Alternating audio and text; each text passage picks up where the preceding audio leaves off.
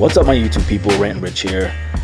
Just finished watching UFC 257. Surprise, surprise, surprise. Wow, didn't see that coming.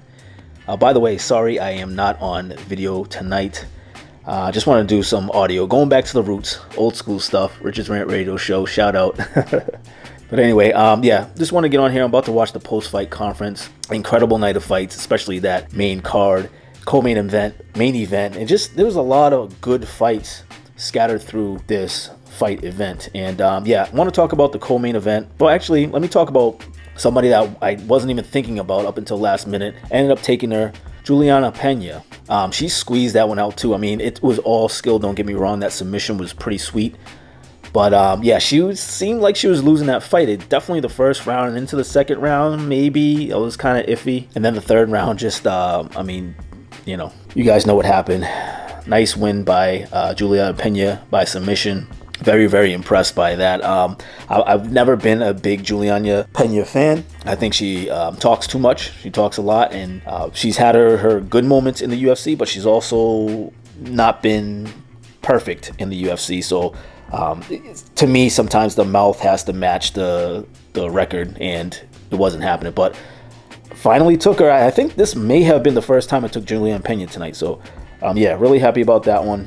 I want to get into the exciting fight, the one that I was waiting for, the shocker.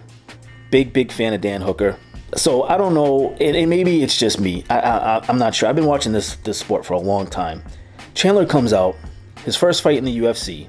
He's amped, he's pumped. You can feel the energy through the TV. It's not just about seeing him bouncing around and getting excited. I mean, you can feel this. And for everybody that said that he was going to have octagon jitters, he's a UFC virgin, first time, this and that, it doesn't matter because he's been in there with stiff competition in Bellator MMA. Come on. Are the fighters as sharp as the ones in the UFC? Usually, no. But you can't always go off of that. He had extreme confidence. And not only did he talk the talk, but he walked the walk. He got it done. That's important. That's the things that Conor McGregor used to do that made him such a huge superstar. And I'm going to get to him in just a minute too. Now, Dan Hooker, on the other hand, it's like almost, I felt weird. Like my stomach kind of dropped when I saw him walk out. He was way too relaxed, and I didn't know where that was coming from. Almost looked like he had fallen asleep. They shook him and woke him up, and then he made his walk in. Wasn't really sure, you know, sometimes that works for fighters, and sometimes that works against them. If you're too relaxed, you're too calm right before a fight, I mean, that can't be good, can it? Also with that, once the bell rang, it didn't change much. He was pretty stiff. He was just doing circles, kind of running away, getting backed up. He had a couple of good low kicks, which was nice. Okay, great. But he didn't do anything with it. Eventually gets clipped by Chandler. Great punch. Chandler is one to throw all the power into his punches and get a little wild on occasion, but this seemed precise. He had tried it a couple times before and didn't connect, didn't have any success with it, but then at the time of knockout, he knocked out Dan Hooker. And I liked both fighters, I really do. I wish I had jumped on Chandler when my gut was telling me to take Chandler, and I thought that could be an upset, but I can't talk now because I didn't take Chandler. I was one of the ones that thought about it hard, went back and forth, and then just backed out. And then let's not forget, at the end of the fight, Dan Hooker takes off his gloves, and I was saying to myself, oh man, what is going on? Seriously. You come out, no excitement, no energy, and then you're going to take off your gloves. We all know what that means. Throws his gloves into the octagon too. We all know what that means. Now, I'm about to watch the UFC 257 post-fight conference, so I can't confirm anything until this comes on. I have about 2 more minutes before this comes on. I'm going to shut this off. But we all know what that means. Don't know what's going on. I don't know if it's a personal thing.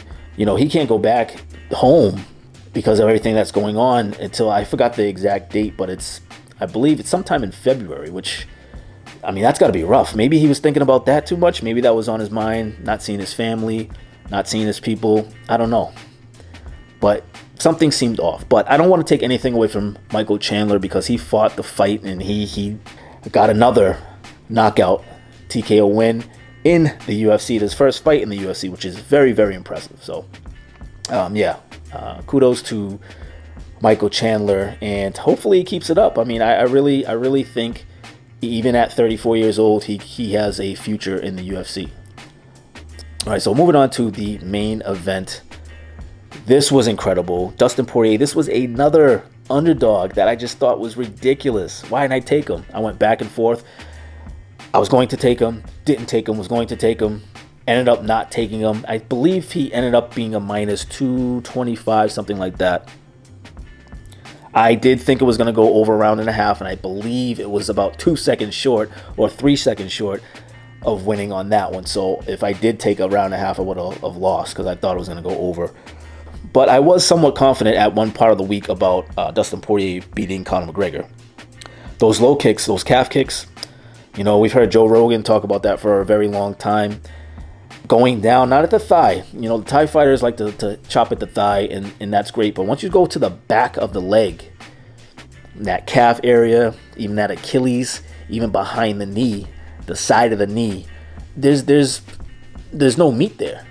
You think about it. I mean, your thigh has a good chunk of muscle. Hopefully it does. And maybe even a little bit of fat, depending on who you are. If you guys hear that in the background, that is the...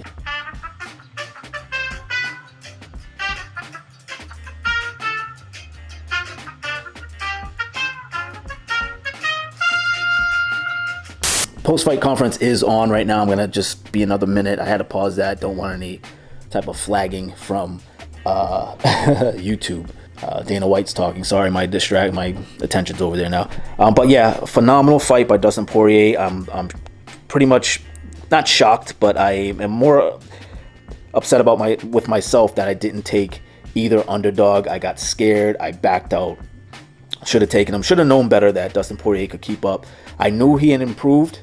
I think everybody did, but we didn't know where Conor was. He came off of a great win to the Cowboy Cerrone, but it's an aged Cowboy Cerrone. No offense to him. Cowboy's great, but let's talk logistics here. So I should have known better on that. At least taking a chance. Even if I took a chance and it was a close fight and he didn't get completely mauled and dominated, I still would have felt better than just letting it go. So anyway, congrats to Dustin Poirier. I don't know what's going to happen next if Khabib doesn't come back. Yeah, I would say, I don't know, maybe Chandler versus Poirier. I mean, how would that fight go? Am I overlooking people? Should I throw Chandler up there too soon? What do you guys think? Comment down below. Let me know. Does Chandler deserve a fight right away, or does he have to climb the ranks? If Khabib Nurmagomedov really decides to officially retire and give up that belt, you know, two fighters are going to have to fight for the belt. Who should they be? Comment down below. Let us all know your opinion, what you think. So anyway, I got to get to this post-fight conference. I really want to see what was going on with Conor McGregor. Hopefully he's there to comment, and hopefully Dan Hooker's there to at least tell us if he plans on retiring or what the hell is going on with that. So anyway, you guys have a good night. Hope you enjoyed the fights, and I will talk to you soon.